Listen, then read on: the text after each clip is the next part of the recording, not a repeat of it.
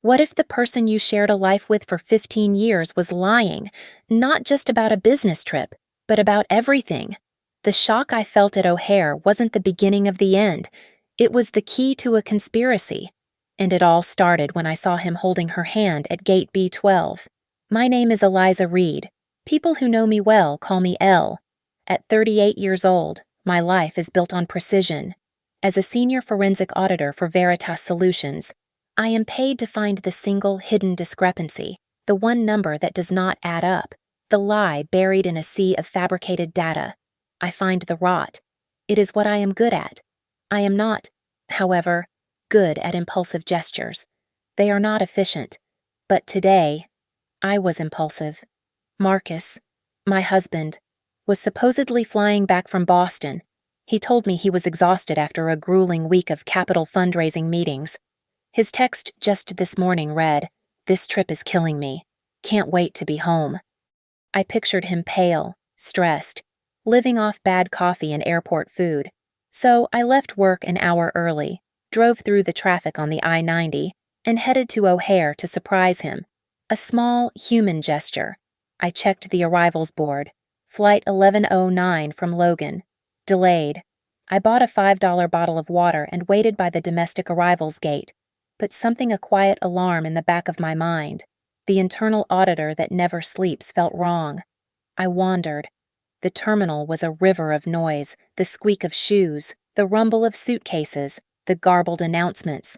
I found myself drifting away from the domestic terminals, toward the international concourse. Terminal 5. That is where I saw him. He was not by the Boston gate. He was standing near gate B12, the arrival gate for the flight from Rome, and he was not pale, or stressed, or tired. He was tan.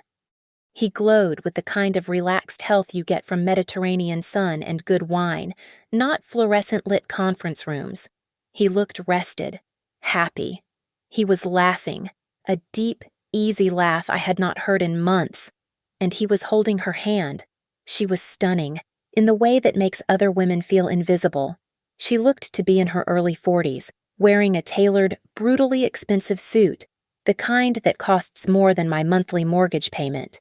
Her hair was dark and perfect, her posture radiating a kind of absolute power. They looked good together. They looked like a matched set. The airport noise around me faded to a dull roar, like I was underwater. The lights felt too bright, stinging my eyes. He turned his head, still smiling from something she had said, and his gaze swept the crowd. It landed on me. It took a full second for his brain to register what his eyes were seeing. I watched the recognition hit him like a physical blow. The smug, relaxed comfort vanished, replaced instantly by a raw, white-knuckled panic. His mouth opened slightly. His hand, the one not holding hers, twitched at his side. He ripped his other hand from hers as if it had been burned. The woman, however, did not panic. She followed his line of sight, her expression barely flickering. She looked me up and down, a quick, dismissive appraisal, like she was auditing me and finding my accounts deficient. Then she turned back to Marcus, her voice not a whisper, but clear and cutting, loud enough for the family nearby to hear. "You said she was fine with it," she said, her tone bored. "She doesn't know. She doesn't know." The shock was a cold, clean blade. It did not make me crumble. It made me sharp. The emotional part of my brain shut down, and the professional took over. This was not a marriage collapsing. This was a hostile engagement. I did not yell. I did not cry. I advanced. Each step was precise, measured. Marcus looked like he was about to be sick, his face a mottled white under the vacation tan. "Elle," he started, the word catching in his throat. I raised my phone. I held it steady, just as I would document evidence in a fraud case. The flash was offensively bright in the dim terminal. I captured both their faces, perfectly framed, the panic on his, the cold annoyance on hers. Click. "Elle, what are you doing here?" he stammered. I lowered the phone. I looked him directly in the eyes, and I smiled. I am sure it was a terrible smile, devoid of all warmth. "I'm doing what you should have done ages ago," I said, my voice as calm as if I were discussing a budget variance. "Don't come home." I turned, my heels clicking sharply on the polished floor. I walked away without looking back. Before I even reached the escalators to the parking garage, I had his number, his texts, and his entire digital presence blocked from my life. The audit had begun. The Uber driver glanced at me in the rearview mirror, probably expecting tears. I offered him nothing but the reflection of my phone screen. The drive from O'Hare to Lincoln Park can take an hour with traffic. I intended to use every minute.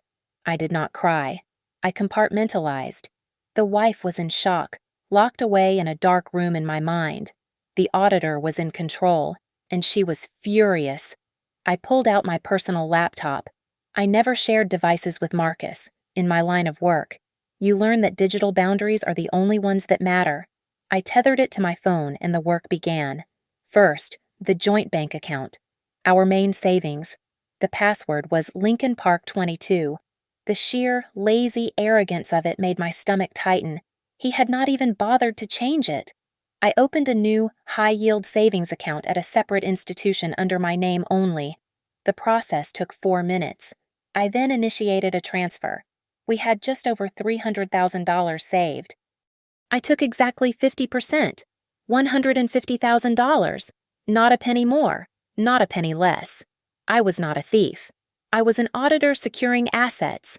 Next, the joint credit card. I scrolled through the last 6 months. My own charges were predictable groceries, gas, the occasional new suit for work. His were a different story. Client dinners at Alinea, at Smith. $500 here, $800 there. Hotels, the Peninsula, the Langham, boutique places I had never even heard of. He was supposedly in Boston this week, but there was a charge from 3 days ago at a spa in Lake Forest. This was sloppy. This was careless. I was almost insulted by the lack of effort. But then, as I scanned the itemized transfers, I found it. It was not a flashy dinner. It was a recurring payment, the same day every month. $5,000. It was going to an LLC I had never seen before. H. Holdings. My breath caught. S.A. The woman at the airport. That suit. That power. This was not a fling. This was not a midlife crisis. This was a transaction. This was a business arrangement, a $5,000 a month arrangement. My mind raced. Was it blackmail? Was it a payment? Was it an investment? The questions clicked through my head like an abacus. I pulled my phone from my bag, ignoring the string of blocked notifications I knew would be piling up from Marcus. I dialed. Chicago Lock and Key. "I need a locksmith at my address in Lincoln Park," I said, my voice flat. "I need every external lock on the property changed. I am 20 minutes out." "Ma'am, we can try and schedule someone for this evening." "I will pay double your emergency rate," I interrupted. "If you are not there when I arrive, I will call your competitor. I need this done in the next hour." He agreed. I hung up. The Uber was exiting onto Fullerton. We were close. I had one more stop to make. Marcus kept a personal cloud server. He called it his backup for his sensitive real estate deals, claiming his corporate servers were too slow. I knew it was where he kept the things he did not want anyone else to see. I navigated to the login page. The password prompt stared at me. He was arrogant, but he was also sentimental in the worst ways. I tried his birthday. Access denied. I tried our anniversary. Access denied. I tried the dog's name. Access denied. Then I tried my own birthday. Access granted. The man was a walking cliché. It was a fatal, narcissistic mistake. He wanted to believe, even in his digital fortress of lies, that he was doing this for me. The file directory opened. Folders within folders. Project names. LLCs. Contracts. It was disorganized, sloppy, and it was everything. I saw the transfer confirmations to S.H. Holdings. I saw files labeled River North Point, Private, I saw drafts of emails. My laptop's fan began to whir as I started the download. I selected the root folder. I was taking every file, every receipt, every last digital trace of the man I thought I knew. I was downloading his entire life, and I was going to use it to dismantle mine. The locksmith finished just before 8 p.m. The deadbolts clicked into place with a satisfying, final thud. I was alone in the apartment we had shared, but it was already no longer ours. It was my fortress. With the downloaded files now populating my secure laptop, I brewed a pot of coffee. The adrenaline from the airport had faded, replaced by a cold, sharp focus. This was my work. I find the rot. And Marcus, it turned out, was rotten to the core. I spent the night sifting through the digital wreckage of his life. This was not a personal matter anymore. It was a forensic audit. He was not just a liar in his marriage. He was a liar in his business. The first critical file was labeled River North Point Investors. It was a clean, polished set of books. I scanned the expenses. Material costs were through the roof. Labor fees were astronomical.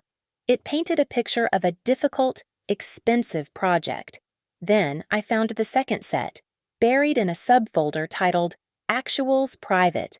It was a completely different story. 2 sets of books, the rookie mistake of a man who thought he was smarter than everyone else. The actual cost of steel, concrete, and labor was nearly 40% lower than what he was reporting to his investors. I did the math, the spread. The difference between the lie and the truth was millions. And where was that massive untaxed surplus going? I cross-referenced the outflow payments in the actuals ledger.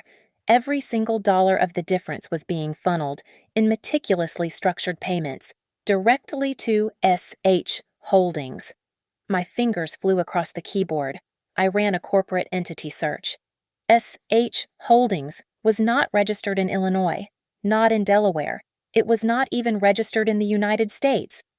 It was a shell corporation, a ghost, registered to a post office box in the Cayman Islands. This was not just fraud. This was money laundering. I dug deeper, opening his encrypted email cache. I found a string of messages with a contact saved only as Viper. The language was coded, but obvious. Marcus was complaining about zoning delays. Viper was talking about the need for expedited consulting fees to push the paperwork through. A week later, a payment of $50,000 left one of Marcus's accounts, and the zoning was approved the next day. He was bribing a city official. My heart was a cold stone in my chest. He had leveraged our entire life, our reputation, for this. But the final sickening discovery came at 3 a.m. It was a file in a folder named Contingency. Inside was a single document, Marital Settlement Agreement, Draft. I opened it. My eyes scanned the legalese. He was offering me the apartment. He was offering me a lump sum payment of $2 million. It was a shockingly generous offer, far more than I would have expected. And then I saw the clause. In exchange for this generosity, I was to waive any and all claims to his business, River North Point, and all associated LLCs, forever. The coffee turned to acid in my stomach. He was never planning to fight.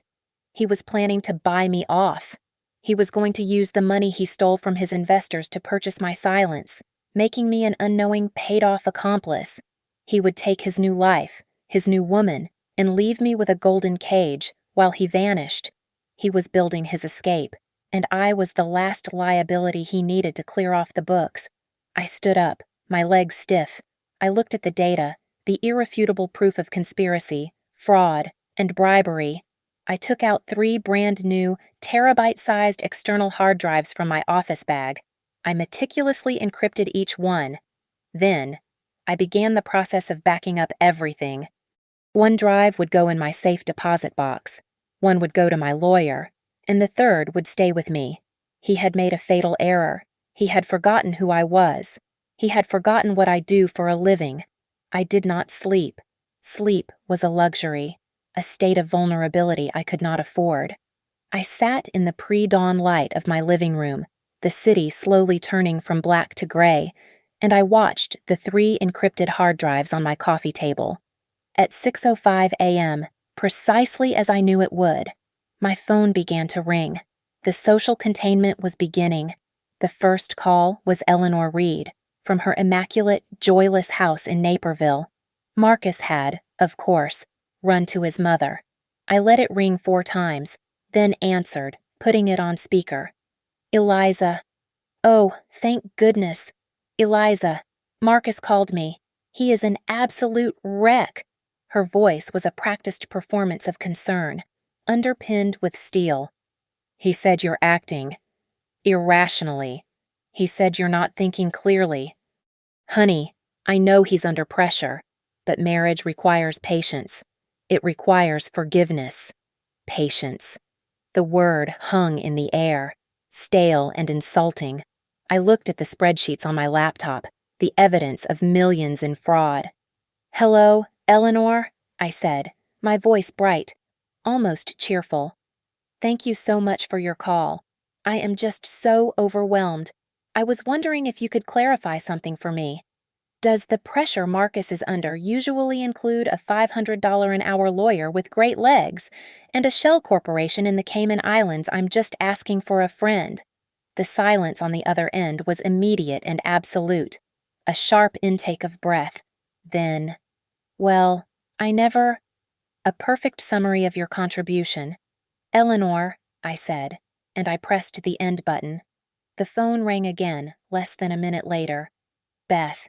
Our friend, Beth, who had spent the last 5 years openly coveting my apartment, my job, and my husband. Oh my God, Elle, she gushed, her voice thick with the morbid excitement of someone watching a building burn. I just heard. Eleanor called my mom. Elle, I am devastated for you. It's horrible. It is, I said, waiting. But, you know, she continued, lowering her voice into a conspiratorial whisper. Men are just men. You know it's literally in their DNA. I mean, at least Marcus is so successful, right? And so generous. He always took care of you. Generous. The word snapped like a dry twig.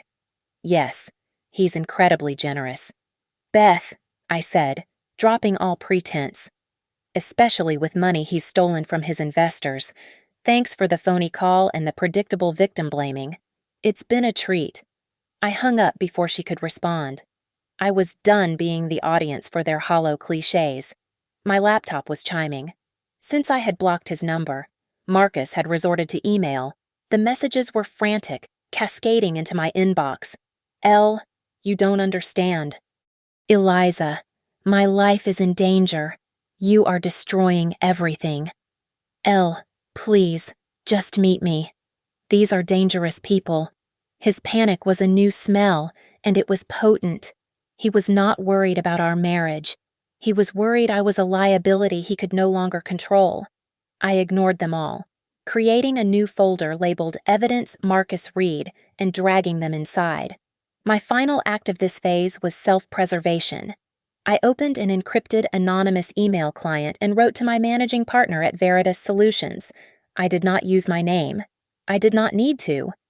I have received information regarding a severe and active conflict of interest involving a major Chicago real estate development. To protect the firm from liability, I am taking an immediate personal leave of absence for 1 week, effective immediately. I am securing my files. Do not contact me. He would understand. He would lock my access, and the firm would be shielded. I stood up, ready to finally shower away the filth of the last 24 hours. My phone buzzed on the table, a text message, from an unknown number. My finger hovered over the delete button, assuming it was another of Marcus's associates. But I opened it. The message was 5 sentences. He lied to me, too. He told me you were terminally ill. He said you had cancer and wanted him to find happiness before you died. He is not who you think he is, and he is not who I thought he was. We need to talk. I'm Serafina Hayes. I sat down. H. Holdings. Serafina. The woman from the airport. Cancer. The casual, monstrous cruelty of the lie took my breath away. This was not a mistress. This was not a victim. This was either my greatest enemy or my only ally. I texted back 2 words, where and when. She chose the Art Institute of Chicago, in the large open room that houses the Impressionist collection. It was a brilliant choice. Public cameras everywhere, and the ambient hush of a museum would make any raised voices impossible. It was a place for strategy, not for drama. I saw her before she saw me, standing in front of the large Surratt. She was 40, as her text had implied, and she wore her power with the same ease she had worn that suit at the airport. Today, she was in dark, expensive denim and a silk blouse, but she still looked more like a CEO than a mistress. She turned, her eyes scanning the room, and met my gaze without flinching. I walked over. We did not greet each other. We did not exchange pleasantries. We were 2 professionals about to review a very hostile file. She spoke first, her voice low and modulated. "Thank you for coming." "I'm not here for you. I'm here for the data," I said. "You mentioned cancer." Serafina Hayes did not look away. She was, I realized, a lawyer, a chief counsel for a private equity fund, as I'd learned from a quick morning search. She was trained for confrontation. "He told me you were diagnosed 6 months ago. Terminal pancreatic cancer. He said you were the one who pushed him to find companionship, to build a new life for himself before you passed. He said you knew about us, and that you had given him your blessing." The lie was so profound, so monstrously cruel, that it eclipsed the simple, tawdry fact of the affair. To use my fabricated death as a pickup line, as a tool for his con. I felt a cold, clean rage I had not felt before. I was not just a wife being cheated on. I was a ghost being used as leverage. "He is a liar," I said, my voice flat. "He is more than that," she replied. "He is a fool, but he is a dangerous one." "Which brings me to holdings," I said, pivoting. "Your initials." A flicker of annoyance crossed her face, the first emotion I had seen. "A trust account. He set it up in my name about 8 months ago. He told me it was a discretionary bonus from his River North Point investors that had significant tax implications. He said he wanted it managed by me, cleanly separated from his primary finances, as a show of good faith for our future."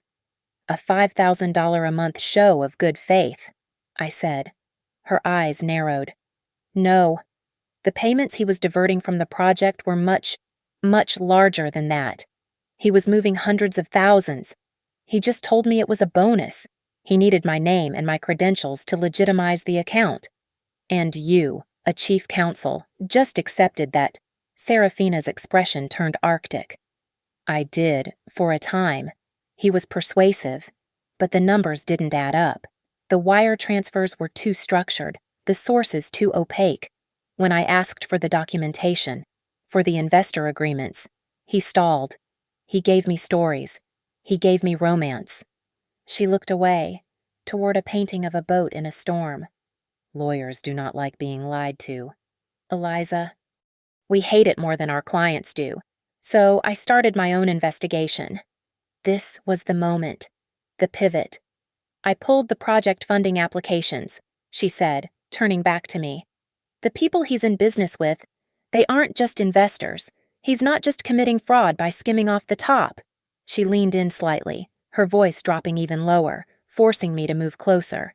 "He is washing money for a local organized crime syndicate.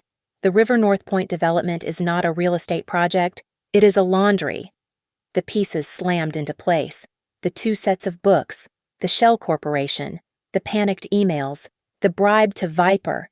He was not a shark. He was a minnow who had been eaten by sharks, and now he was just a fin twitching in the water. "They are using the inflated material and labor costs, the ones he's reporting to his legitimate investors to clean their cash," Serafina continued. "He is the front man. And I suspect, given his panic, that he has been skimming from them." I opened my bag. I pulled out one of the 3 encrypted hard drives. I held it in my palm. "I have the ledgers," I said. Both sets. I have the wire transfers to your shell company. I have his emails to the city official. Serafina's eyes locked onto the hard drive. She recognized it for what it was: ammunition. I have the books, I repeated. You have the context. It seems we have a mutual problem, and he is the weakest, most pathetic link in the entire chain. This is not a museum conversation, Serafina said, her eyes fixed on the drive. My office. It's secure and soundproof. We walked out. Two women who looked like they were simply leaving a cultural afternoon, and got into her car, a low, dark, electric Porsche that moved without a sound. Her office was in a glass tower on Wacker Drive. The security to get to her floor was tighter than my firm's. Her personal office was a corner suite, minimalist, cold, and overlooking the Chicago River. She locked the door. For the first time, I plugged my encrypted drive into a machine that was not my own. Her system was as secure as mine. I brought up the ledgers on one of her massive high-resolution monitors. She brought up her own files and corporation documents, bank signature cards, a timeline of her own on another. The wife in me was gone. The auditor was in heaven. Here, I said, pointing to the screen. This is his primary level fraud. The actuals ledger versus the investor ledger. The spread is consistent, approximately 40%. He's skimming. And the skim is going here, Serafina said, pointing to her monitor. The SH Holdings account, which I was the signatory on. He needed me to make the account look legitimate to the bank. But look at this, I said, drilling down into the actuals ledger. There's a secondary skim. A much smaller, more erratic set of payments, labeled Consulting C, coded, but sloppy. That would be the contractor, Serafina said grimly. A man named Petrov. His construction firm is the front. My guess is Marcus started small, skimming from his investors. Petrov's organization, the real power here, caught him. They must have. And they gave him a choice. I pieced it together, the logic cold and clear. Go down for fraud or partner with them. Let them use the entire River North project as their personal washing machine. Exactly, Serafina said. He became their puppet. But Marcus is greedy. He got in, and then he started skimming from the syndicate. The Consulting C payments. He was stealing from the mob. And now the project is stalling, I added, pulling up his panicked emails to Viper. The city official is balking. The legitimate investors are asking questions. And the syndicate wants its money. The money Marcus stole from them and funneled to your account, Serafina swore. A single, sharp word. He was trying to get me to move that money, to protect it. He wasn't protecting me. He was trying to get his hands on the cash so he could run. He was trying to do the same to me, I said, pulling up the draft of the $2 million divorce settlement. He was trying to liquidate all his assets. He was going to use the laundered money to pay me off, and use the stolen syndicate money to disappear with you. He's not running from us, Serafina said, stating the terrifying, obvious conclusion. He's running from people who don't sue. They don't go to the police. They just make problems disappear. And the problem, I said, is that he has tied us both, inextricably, to his fraud. My name is on the mortgage. Your name is on the Cayman account. If he vanishes, or if he's caught, we are the ones left holding the bag. They will come after us, the investors, the FBI, or them. Serafina stood and walked to the window, looking down at the river. The problem, Eliza, is that people like Petrov don't leave loose ends. We are not accomplices. We are witnesses. We locked eyes. This was not about justice for a broken heart. This was about survival. We need a plan, I said. Two-pronged. 1. We protect ourselves and our assets. We sever every financial and legal tie to him, and we do it in a way that makes us look like victims, not co-conspirators. 2. We make sure he takes the fall. All of it, but in a way that doesn't get us killed in the crossfire. Agreed, she said. We build a firewall. As we started to map out the legal and financial steps, A new folder I had not yet opened caught my eye. It was in his contingency file, right next to the divorce agreement. Insurance. It was labeled. I clicked it. Inside were PDFs for a new life insurance policy. A term life policy. I opened the main declarations page. Policy amount $5 million. Insured Eliza Reed. Policy owner Marcus Reed. Date of issue. 1 week ago. My blood ran cold. Serafina, I said, my voice barely a whisper. Who is the beneficiary? I scrolled down. I did not recognize the name at first. It was not Marcus. It was not his mother. It was S.H. Holdings. He had a contingency for everything. If I took the divorce settlement, he was free. And if I refused, or if my terminal cancer suddenly took a turn for the worse, his nest egg was secure. He had insured my life and made my death payable to his mistress. The walls were closing in on him. I had made sure of it. With his access to our joint accounts frozen, his personal cloud server wiped and locked, and the new deadbolts on the apartment, Marcus was no longer a predator. He was prey. A cornered animal is a desperate one, and Marcus was now truly, spectacularly desperate. His desperation led him to the one place I knew he would eventually go: my office. My phone rang, displaying the private line of my managing partner, David. I answered on the first ring. "Elle, do not talk," he said, his voice clipped and tight. "Just listen. Your husband is in the lobby of the Veritas Tower." A cold stillness settled over me. "He is causing a scene," David continued, screaming. "He's yelling that you've lost your mind, that you're destroying him, that you're part of some conspiracy." I heard a faint, muffled shout in the background, the unmistakable, panicked tenor of Marcus's voice.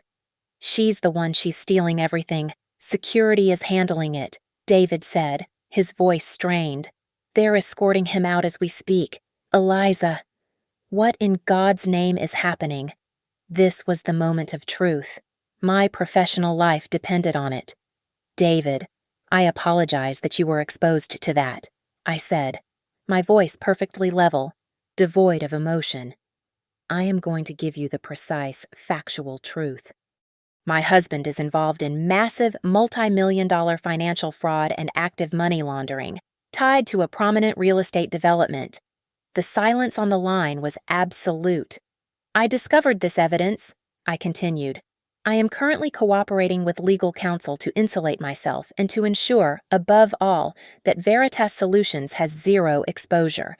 My personal leave is to maintain a firewall. I have all the documentation.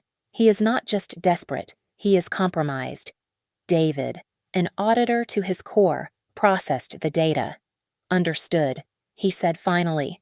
His tone shifted from alarmed boss to impressed colleague. "That is comprehensive and brave. Your discretion is noted. The firm's resources are at your disposal.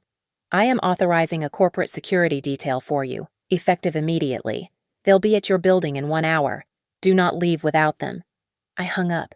A small victory. I was no longer just a wife. I was a protected asset. My phone immediately buzzed again. It was Serafina. She did not sound like the shark from the Art Institute. She sounded, for the first time, afraid. "He just called me," she said, her words a rush. "He was... Elle. He was crying, sobbing. He said, 'They are watching him.' He said they followed him from your office building. He's terrified. He's begging me, pleading with me, to transfer the money from the S.H. Holdings account. He says it's the only way they'll let him live." The bait hung in the water. The $5 million life insurance policy, payable to her, flashed in my mind. He was trying to get his cash, the money he'd insured with my life. "This is it," I said. "What? This is our chance. Tell him yes. Tell him you'll do it." Just like that, he'll... No. Tell him you're terrified. Tell him you won't do it over a wire. Tell him you need him to sign papers, an affidavit that indemnifies you completely, that states he was the source of the funds. He'll never agree. she whispered. He will, I said. He has no other move. And Serafina, one more condition. Tell him he has to meet us, both of us, the wife and the mistress, together. Tell him it's the only way you'll feel safe. She went silent, understanding the psychology of it. 10 minutes later, she texted me. Done. 8 p.m. The River North Point construction site. He chose it. He said to come alone. Come alone. The words hung in the air. I was allied with Serafina, but I did not trust her. She was a lawyer whose name was on a Cayman account, and a woman who had been planning a future with my husband. I made 2 calls. The first was to a discreet private security firm, one that used ex-military, not just security guards. I gave them the address. Overwatch only, I instructed. I want a 2-man team with thermal optics. You do not engage, you only observe. I will be wearing a wire. If you hear the code word audit, you call the police. If you hear gunfire, you engage. The second call was to my personal attorney. I am sending an encrypted digital package to your private server, effective right now, I said. It contains every ledger, every email, every bank record, and a full narrative of the situation. It is a dead man's switch. If you do not receive a text message from me with the code Lincoln Park 22 by 10 p.m. tonight, exactly 10 p.m., you are instructed to forward the unencrypted package to the head of the FBI's white-collar crime division. Are we clear? He confirmed. I hung up. I was walking into the lion's den, but the lions did not know I had already set the zoo on fire. The River North Point project was a skeleton. We met at 8 p.m., and the site was a concrete canyon of half-finished structures, black against the faint orange glow of the city sky. The only light came from a few harsh security floods.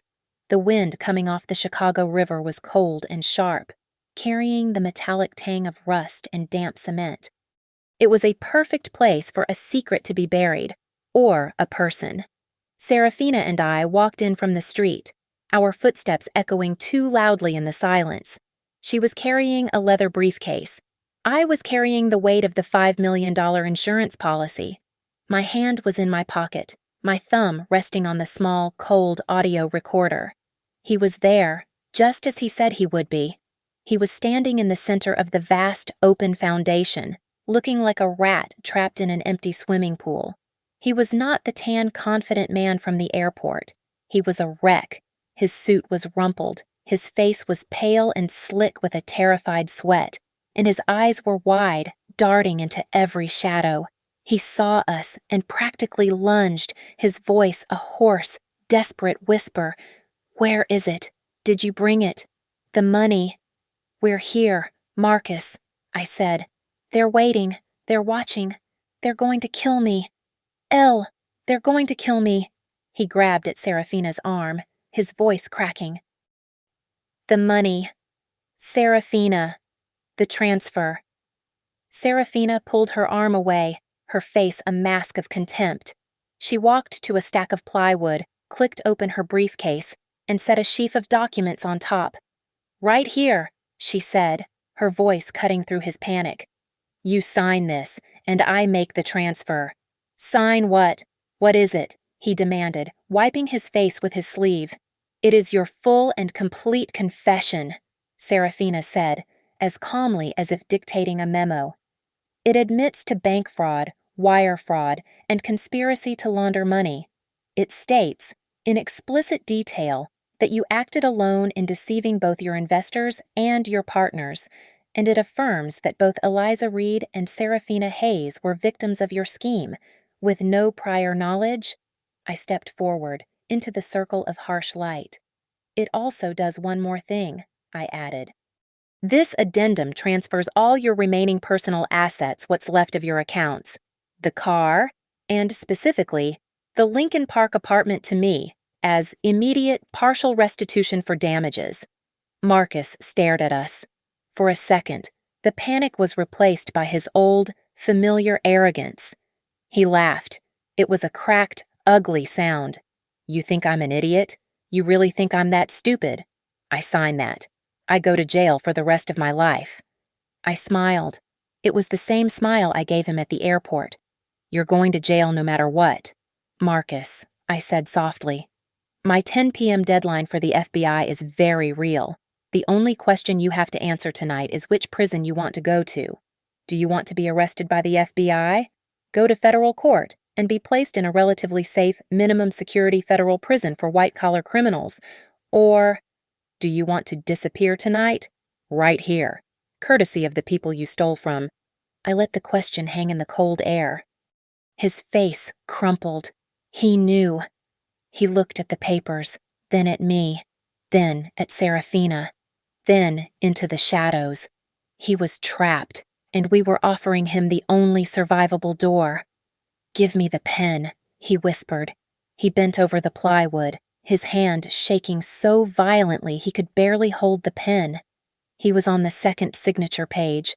I watched the tip of the pen move across the paper, and that is when the headlights hit us. They were not from the street. They came from the other side of the construction site, from an access road, 2 massive black SUVs, their engines silent until the last moment, rolled onto the concrete slab and stopped, pinning the 3 of us in their high beams. They were not my security detail. The doors opened. 4 men got out, but only one mattered. He was tall, wore a beautiful overcoat, and did not bother to hide the gun in his hand. "Mr. Reed," the man said, his voice smooth, with a faint Eastern European accent. "You have been a very, very difficult client to manage." He looked at Serafina, then at me. "And you, Ms. Hayes, you were followed from your very secure office. We thank you for bringing all parties together to finalize this account." My blood turned to ice. My team was on the wrong side of the site, watching the street. They were looking for a threat to us, not a threat that had followed us. The man smiled. "We will take the money, and we will take the witnesses."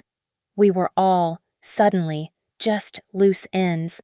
The man in the overcoat, the one who held his gun with such casual ease, stepped fully into the light. He was a professional. This was not a fist fight. This was an execution. "Mr. Reed," he said, his voice gliding over the name. "Ms. Hayes, and an unexpected guest." His eyes, dark and assessing, settled on me.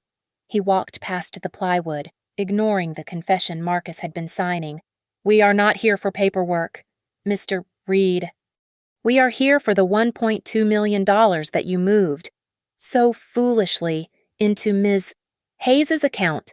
Marcus, seeing a predator he feared more than us, did what he always did. He pivoted. He pointed a shaking finger at Serafina. "She did it. She tricked me. I told her to hold it, but she locked the account. She was stealing it from me. From us." The man, who I now knew was Petrov, actually smiled. It was a thin, cold expression. "We know who is who. Mr. Reed, we know you are a thief, and we know you." His gaze snapped back to me. "Our Ms. Reed, the forensic accountant, you are too curious.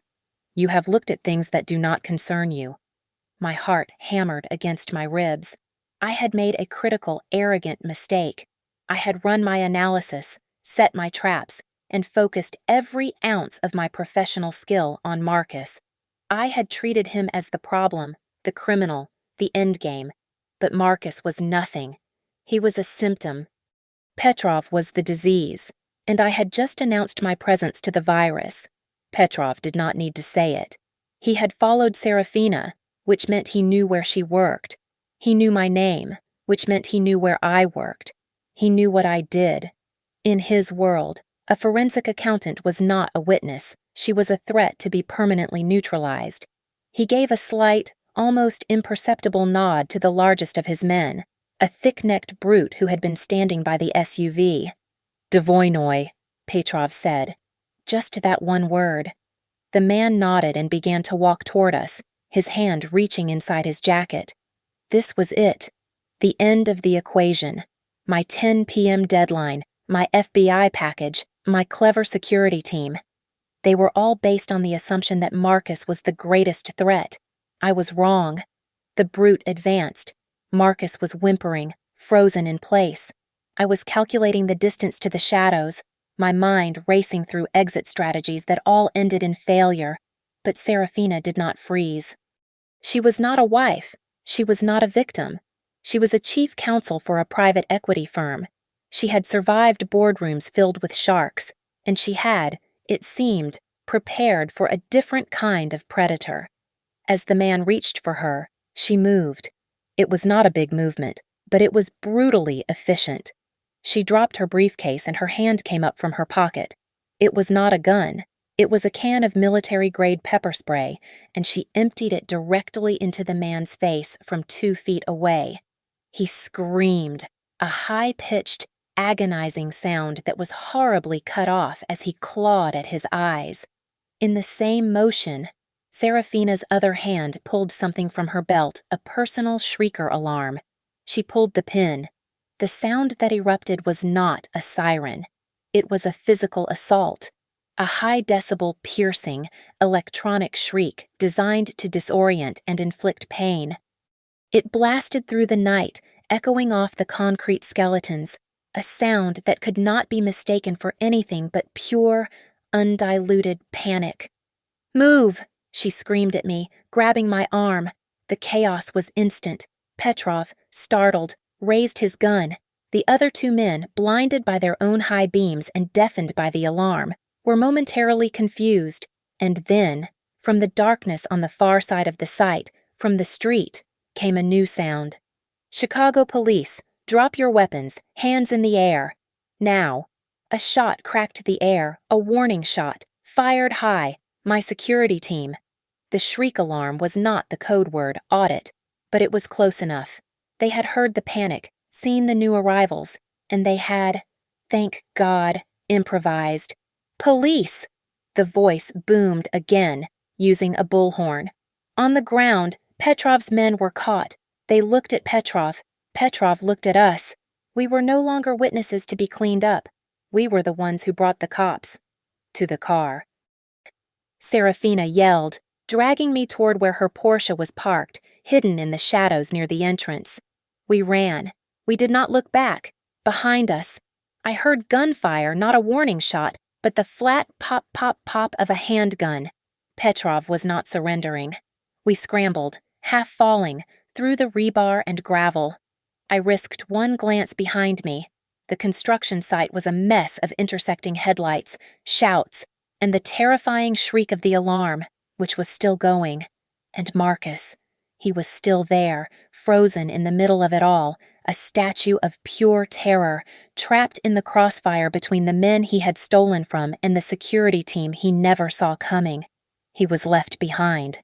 We scrambled into the low-slung seats of the Porsche, the smell of ozone and leather mixing with the concrete dust. The engine whirred to life with an almost silent, terrifying power. Serafina gunned it, fishtailing on the gravel as she aimed for the street. The black SUVs were faster. Petrov, in the lead vehicle, must have realized he'd been played. He was not going to let the witnesses who had just called the cops, and the lawyer who held his $1.2 million, simply drive away. He abandoned the chaotic scene with Marcus and my security team, his vehicle's tires screaming as he cut us off, blocking the main exit. Serafina did not hesitate. She wrenched the wheel, turning the car and plunging it deeper into the unfinished site, heading for a different access road. The SUV was right behind us, its high beams filling our mirrors, bathing the cabin in a blinding white light. "He's not letting us go," Serafina said, her voice strained, her knuckles white on the steering wheel. "He's not going to let us get to a phone. He'll push us off the road, into the river." "Then don't go to the road," I said, my mind working, calculating. "Don't call 911. Go to the police. The 18th District Station. It's on Chicago Avenue. It's 10 blocks from here. Just drive." Serafina understood. She floored the accelerator and the electric car shot forward, bursting through a temporary chain-link fence and onto the dark, empty streets of River North. The chase was on. We were fast, but the SUV was a battering ram. It followed us onto the street, its engine roaring, a dinosaur chasing a rabbit. We flew down empty streets, running red lights, the city a blur of street lamps and shadows. Petrov was right on our tail. I pulled out my phone. My hands were shaking, but my mind was clear. I was not calling the police. I was calling my lawyer. He answered on the first ring. "The safe code is canceled," I yelled over the sound of the wind and the engine.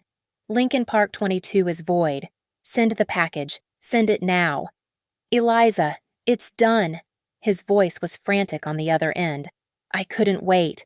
The 10 p.m. deadline was a default, not a command. The second your security head called in a shots fired at that site, I sent it. "The FBI, the U.S. attorney." "Eliza, they've had it for 15 minutes. The twist, the beautiful, perfect twist. My dead man's switch had triggered itself." "He's going to hit us," Serafina screamed. I looked back. The SUV was closing the gap, its massive grille filling the entire rear window. "They've got it. Serafina, they've got the..." The world exploded. The impact was deafening. The SUV slammed into our rear quarter panel, a screech of metal on metal that vibrated through my teeth. The Porsche spun, a wild, uncontrolled 180, and crashed, rear first, into a row of parked cars. The alarms of half a dozen vehicles erupted, joining the shriek of our own. We were stopped, trapped. The engine was dead. We were 1 block from the police station, 1 block too far, through the spider-webbed glass. I saw them, Petrov and his men, all 4 of them, climbing out of the SUV. They were not running. They were walking, advancing on our disabled car, weapons out. They were here to finish the job, to erase the evidence, right here on a city street. "Eliza," Serafina whispered, her hand on the door. But we both knew it was locked, that we were trapped.